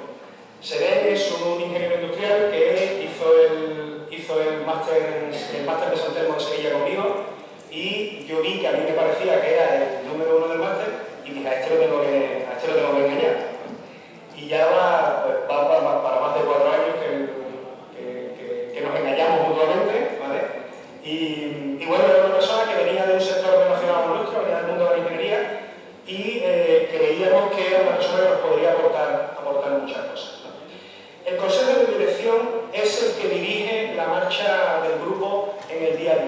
y el que toma las decisiones más relevantes de todas las compañías. Y después también tenemos un consejo de administración que lo formamos mi padre y yo, donde tomamos las decisiones de inversión y financiación que trascienden a la normal gestión del negocio, como ampliaciones o asignaciones de capital, con preventa de activos, etcétera, etcétera. En todo este proceso también nos sobrevino la crisis. Como decía antes, estas cifras tan bonitas que traía al principio tienen una historia detrás. Y tienen una historia dura. Tienen una historia en la que nosotros hemos logrado sobrevivir, pero que muchos se han quedado en el camino. Y hemos logrado sobrevivir porque hemos tenido una fortaleza financiera, siempre hemos tenido la cosa de guardar como hormiguitas para cuando vengan los tiempos malos, y esto nos ha permitido sobrevivir todo este tiempo. Fíjense que nosotros notamos los primeros inicios de la crisis en julio de 2007. Julio de 2007, en Málaga. Porque no sé si recuerdan que en ese momento estalló la operación Malaya y todas las obras que había en la Costa del Sol se pararon de repente. Y comenzamos a notarlo, y ya comenzamos a notar cómo se ralentizaba el mercado. Tuvimos que hacer a lo largo de todo este tiempo una reestructuración y trabajar muchísimo todos los cambios que estábamos poniendo en marcha. Tomamos decisiones dolorosas e invertimos también fuertemente en personas y en nuevos negocios. Aquí incorporamos la visión del Grupo Elecán. Pasamos de ser una sola empresa a estar en varios negocios y en varios mercados. Y elegimos el camino de la diferenciación tecnológica. Elegimos este camino porque entendemos que el soporte técnico es algo que nos puede diferenciar en nuestro día a día con los clientes. Y de momento creemos que está dando resultados. Y por supuesto la osadía que tuvimos al hacer cosas diferentes al resto del sector en tiempos muy complicados. Creamos una división tecnológica en Sevilla, creamos una empresa de ingeniería, creamos una empresa para darle soporte a grandes contratistas internacionales, creamos una nueva delegación en un nuevo almacén en Sevilla, entramos en el negocio, en el mercado marroquí.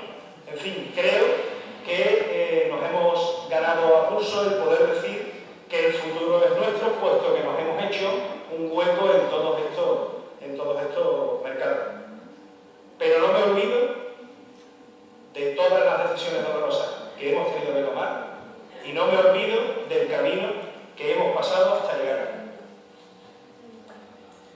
Y para terminar, les decía que les traía una serie de reflexiones sobre los valores de la empresa familiar y la profesión de empresario, y les aclaraba también que al menos son valores que a nosotros sí que nos han servido. Yo creo que hay que querer, es decir, o te gusta o es mejor que te busques otra cosa para hacer, porque el compromiso de una segunda generación debe ser total. Yo creo que hay que guardar la ortodoxia financiera, el sin inventos, por favor, que consiste en cumplir con todo el mundo, que consiste en invertir en el negocio y que consiste en guardar para cuando vengan los malos tiempos que vendrán. Creo que es también muy importante mantener los principios y compartir los principios. Nosotros tenemos hoy en día la misma declaración de principios que hace más de 20 años hizo el personal consensuó el personal de Elecán, y es una declaración de principios que le entregamos a cada persona nueva que entra en nuestra organización. Creo que hay que tener claro que una cosa es el patrimonio familiar y otra cosa es el patrimonio empresarial, y que ambas cosas no pueden mezclarse.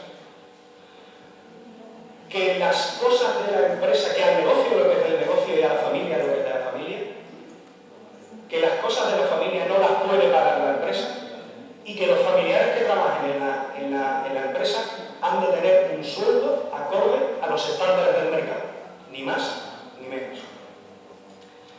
Y por último, no olvidar dónde está el negocio. Innovar desde el negocio. Nosotros, en esencia, seguimos siendo 30 años en Cádiz y desde ahí hemos innovado en hacer cosas diferentes en diferentes partes del mundo. Y puedo decir con bastante orgullo que el año pasado situamos material desde Canadá hasta Chile, que compramos material de Australia para ponerlo en China y que recientemente nos acaban de encargar unos cuadros eléctricos para Arabia Saudí. Estas son cosas que a mí me ponen, porque a mí esto es lo que me gusta hacer. Pues esto es todo, y ahora estaré encantado, así como yo además también lo estará seguro, de contestar a todas las preguntas que podáis tener. Muchísimas gracias. Bien, ¿qué os ha parecido?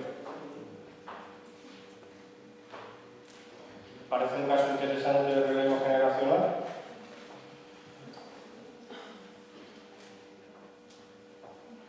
¿Qué destacaríamos de este caso? ¿Con qué os quedáis? ¿Qué os parece cuando salgáis de aquí? Alguien os pregunta ¿y qué habéis hecho esta tarde? ¿Qué os han contado? ¿Qué le contaríais a quien os pregunte qué habéis hecho esta tarde? ¿Qué idea se te ha quedado? Que hay mucha gente del Barça, ¿no? Tenéis la cabeza en el partido que le pillan. ¿Qué destacamos de este caso? Aquí sí han hecho un relevo generacional planificado. Un día, el padre llama al hijo y le dice: yo estaría dispuesto a comprar el 100% de la empresa siempre y cuando tú me apoyes. Yo no me voy a meter en este lío si tú no me apoyas. Y entonces pactan desarrollar un plan de sucesión a 7 años, que tiene varios hitos a desarrollar. Alberto es licenciado en Ciencias Económicas y Empresariales por la Universidad de Cádiz, licenciado en Marketing por la Universidad de Sevilla, y aún así decidieron que le faltaba formación y decidieron que iba a hacer un máster, y lo decidieron de mutuo acuerdo, padre e hijo, Alberto y Federico. Y le hicieron un plan de carrera profesional. Vas a empezar como jefe de compras, pero después vas a pasar por diferentes puestos. Hoy en día es el director general del grupo LK, el padre es el presidente. Y el otro directivo externo al que se han referido es el director general adjunto. Pero hicieron un plan meticuloso, es decir, para ser capaz de llevar la empresa y dirigirla durante un montón de años más y de llevar este negocio al futuro, tienes que pasar por todos estos puestos. Tienes que conocer la empresa de arriba abajo. Y tienes que haber echado los dientes y haber ganado experiencia tomando decisiones difíciles. Se ha referido a algunas decisiones difíciles. Luego le hicieron un par de preguntas y concretó que lo más duro que ha tenido que hacer es prescindir de personas. Que ha tenido que reducir algunas partes del negocio para poder abrir otras partes con más futuro. Y que en eso los perfiles de personas que necesitaban eran diferentes. Y que había que prescindir de algunas personas y contratar otro perfil de personas nuevas. Y que eso también lo ha tenido que hacer. A mí también me interesa mucho, o me queda muy claro en este ejemplo, una de las ideas que os he querido transmitir, que es que el proceso de sucesión es un intercambio entre dos generaciones y que al principio la generación saliente lleva el 100% de la empresa y la entrante lleva el 0%, y que al final se van a invertir y a lo largo del tiempo ese proceso va a ir llevando a que poquito a poco cada la generación saliente vaya soltando responsabilidades y las vaya asumiendo la generación entrante. Y eso lo han explicado Alberto tal como lo planificó con su padre.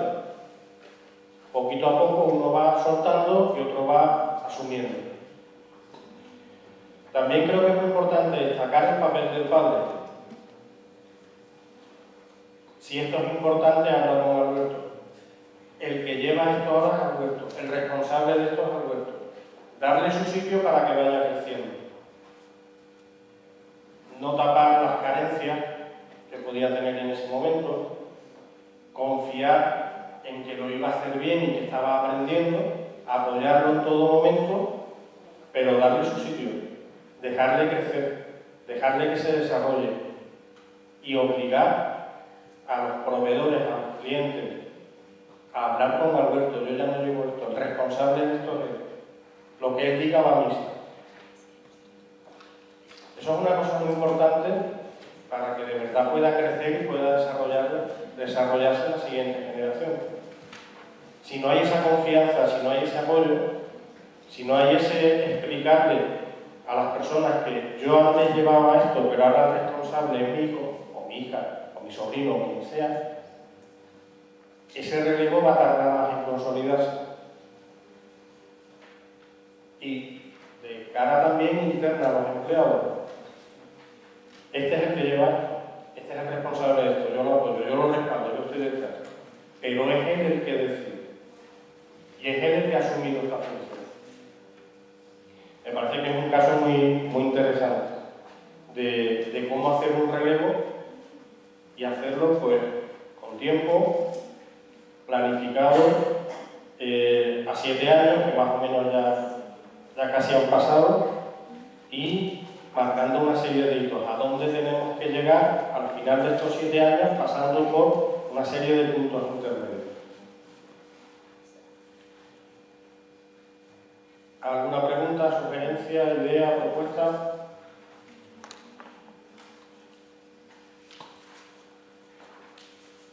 Bueno, pues por mi parte lo que quería era poneros de ejemplo un par de casos de cómo hacer las cosas, de cómo los negocios familiares y no familiares cambian en muy poco tiempo, de cómo una generación joven de 30 y pocos años se encuentra con una empresa diferente a la que les llegaba y cómo tienen que echarle pues ganas, ilusión, coraje, formación, dedicación, principios, valores. He dejado a propósito esa parte en donde está la última parte que ha dicho Alberto.